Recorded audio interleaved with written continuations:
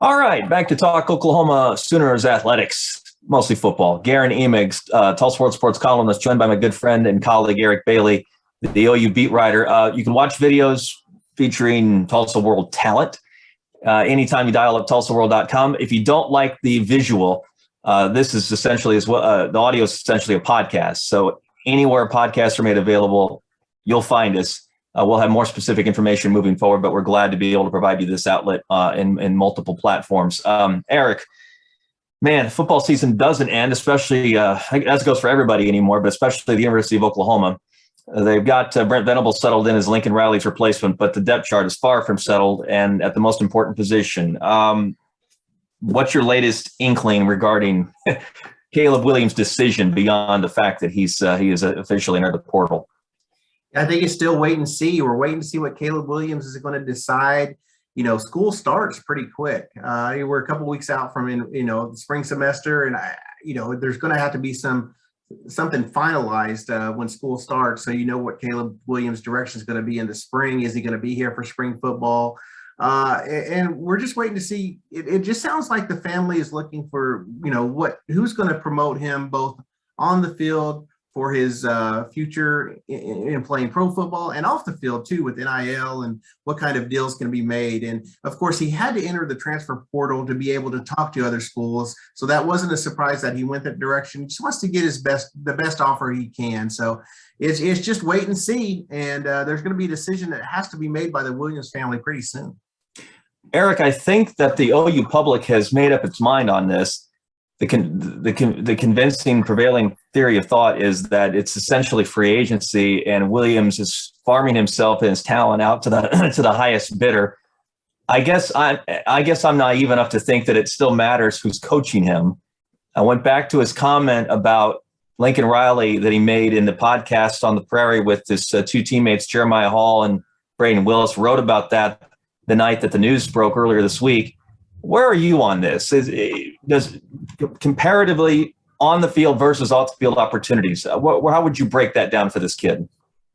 You look and just see where your position. There's going to be so much money out there when he turns pro. We see these high-profile quarterbacks are getting when they join the NFL, and I think any money he gets in NIL is going to really just be a drop in the bucket. Now, I say that knowing that $500,000 that one school may give him is a lot of money, but his future potential at the NFL, there's contracts, there's money. We're seeing what these quarterbacks are getting paid. And if he reaches his potential, he'll make that big payday in the NFL.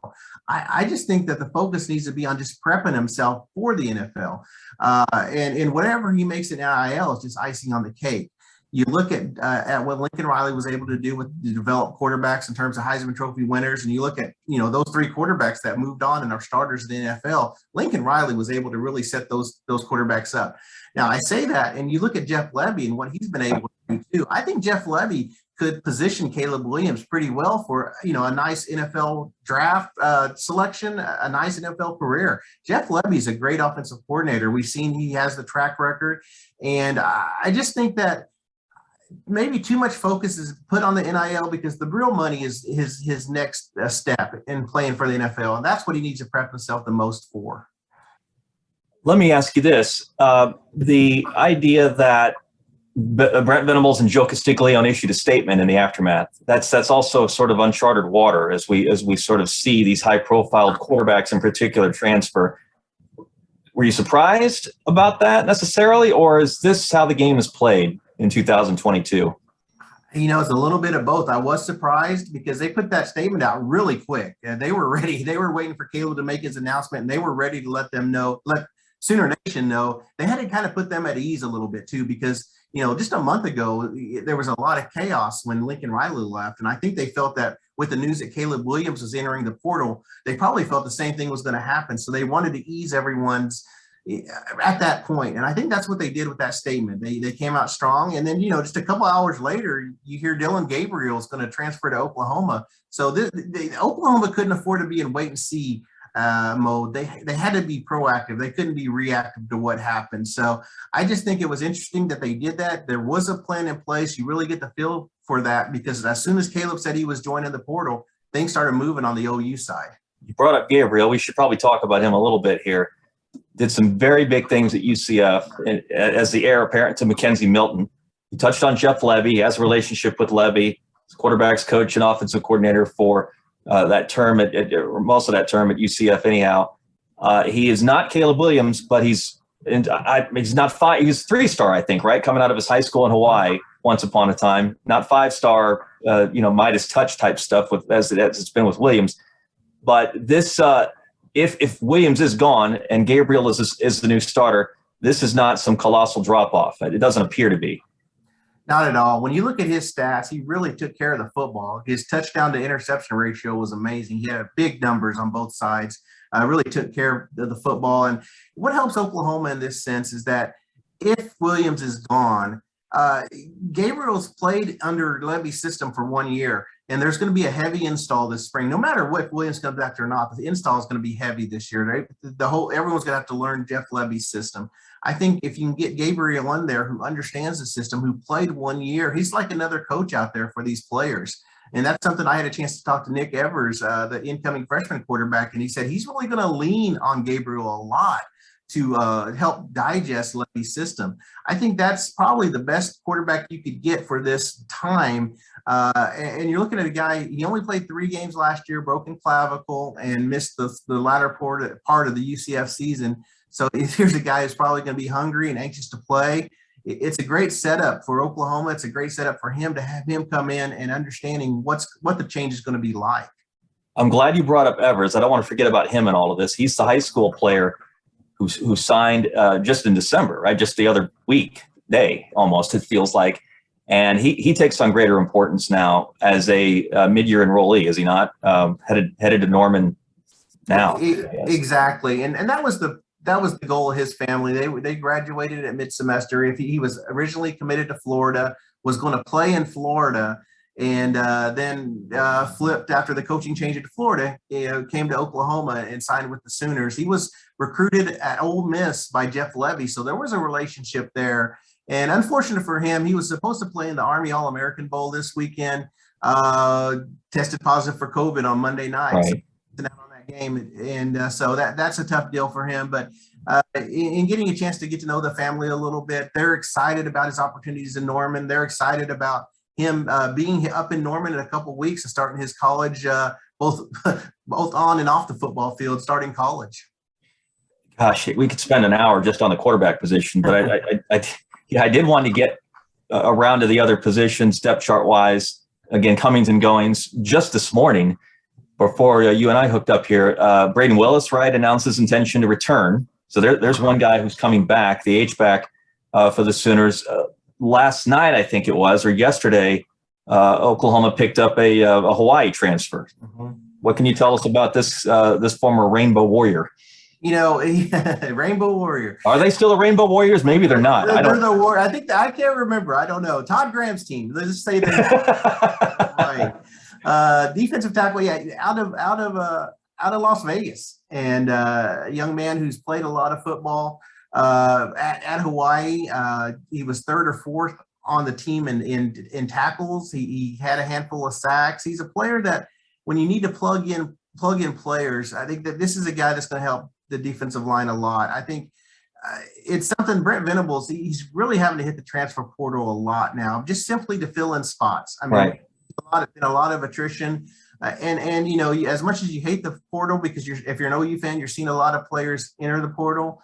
You got to like it too, because you're filling some spots in as well. We talked about Gabriel, and it's something that's going to be needed. It's something that we're all having to get used to. But look for Coach Venables to maybe add a couple more spots via the portal coming up before school starts. Yeah, I would advise anyone, and this doesn't just go for those listening to or watching us right here from an Oklahoma bent.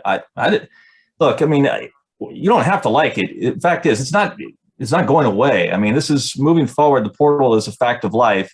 Coaches are upset about kids making rash decisions. That goes particularly at the quarterback position. I get the fact that we're not supposed to have free agency, or we haven't had free agency up until now when it comes to this stuff. But there's another hour long podcast / video to get into the pros and cons of this whole deal. I would still go with pros more than cons. But coaches, but you can curse it and stomp your feet over it, whether you're a coach or you're a fan. My advice would be to adapt to it, get used to it, right? A little bit like name, image, and likeness. Tweak the problems, because there are problems with both. I get it, and we'll try to figure those out all together as we move forward. But the idea was good. It needed to happen, and players needed a little more space and leverage, as they were not getting a whole lot of that before all of this stuff started happening. So use it to your advantage. It's going to be a disadvantage in some cases, but my advice to Brent Venables, and not that he needs to hear it from me, is use it to your advantage, and I think he is doing that, as you just referenced. Exactly. I think it's just the era we live in. It's new for people that grew up in the 80s and 90s. This is really weird.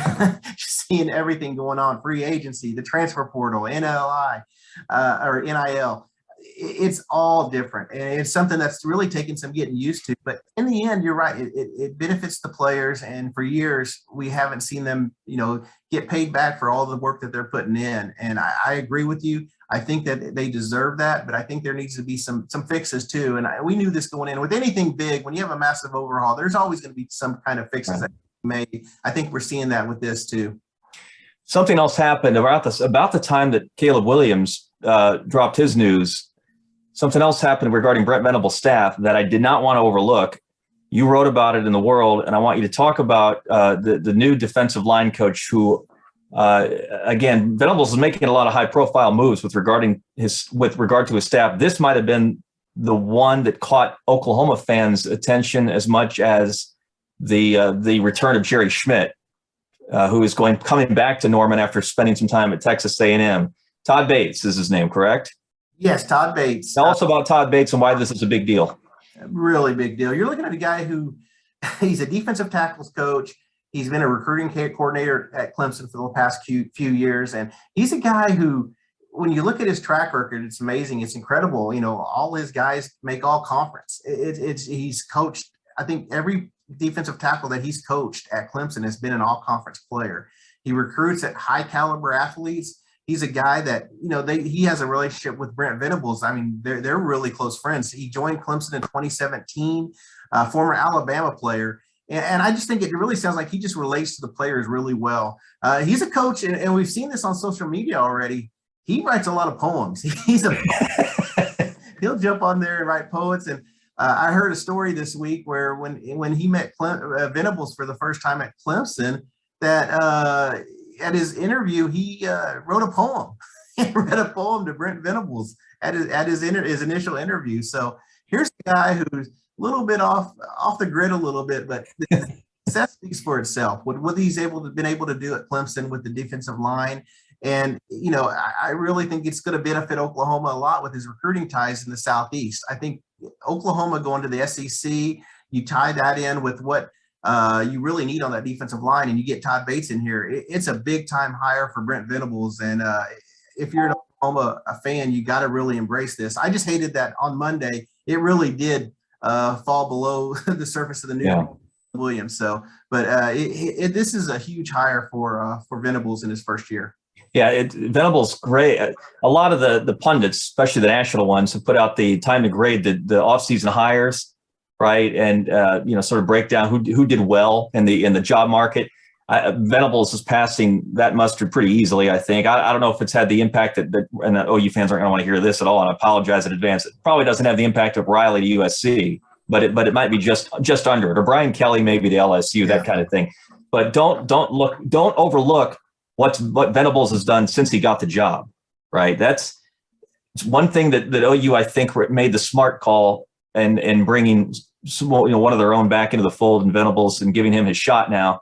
But I think you can piggyback onto that, the fact that Brent has, well, we'll see how it works out, but Brent has, by all appearances, made some very smart and impactful hires across the board. Yeah, you look at it, Garen, he's been on the job just a little over a month right now. It was literally, I think, a month and 3 or 4 days since he's taken the job at Oklahoma. And the job he did in keeping this recruiting class together and adjusting to some of the departures and filling spots with transfers and making his staff together. This first month has been really busy for him. And, we haven't talked to him since signing. We only talked to him once, and I'm anxious to talk to him again to talk about what a whirlwind it's been. Right. For the spring. I'm anxious to get a chance to talk to him, but he's really done a great job. And the Todd Bates bringing him on, that's probably the icing on the cake on that part too, as well. Okay. Let's put a bow on Oklahoma football. Yes or no, Caleb Williams is an OU quarterback in spring practice? I think the longer this plays out, I think the more it's likely he'll come back. I think right now we don't know who he's talking to. We don't know how many offers he has. But there's nothing that's made rash, no quick offer, no quick acceptances. So anyone that thought that he already had a plan in place, the longer it takes, it appears that may not be the case. So I think as we get closer to the school year starting, I think that's when you really keep an eye on him maybe returning. That being said, I mean, it could change today. As soon as we get done with this podcast, it could change. So just keep an eye on it. It's something we really got to monitor going forward. Yeah. I'll add one more thing real quick. I was on a radio show this week and mentioned the fact that it does happen where guys who enter the portal do decide to come out of it where they entered it. There are examples. It isn't often, and it certainly isn't often that quarterbacks do it. But even recently, I think Miles Brennan thought about leaving LSU only to reconsider and stay with the Tigers. Emory Jones, who's a quarterback at Florida, you mentioned Florida earlier in talking about Nick Evers.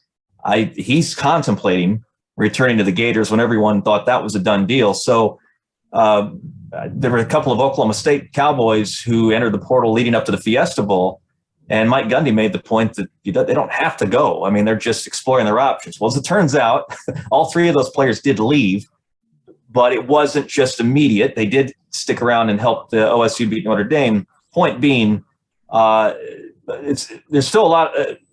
There's a lot we don't know about the portal specifically, but there's even more that we don't know about what's going through the minds of the players who enter them. And so I'd still put a pretty high percentage. If you were asking me, I'd still put a high percentage on Williams leaving. But he's a different kind of kid. He thinks differently. He's made that pretty clear in our few visits we've had with him. And there's obviously more than Caleb Williams involved in this situation. So slam dunk wouldn't be the term, I guess, right?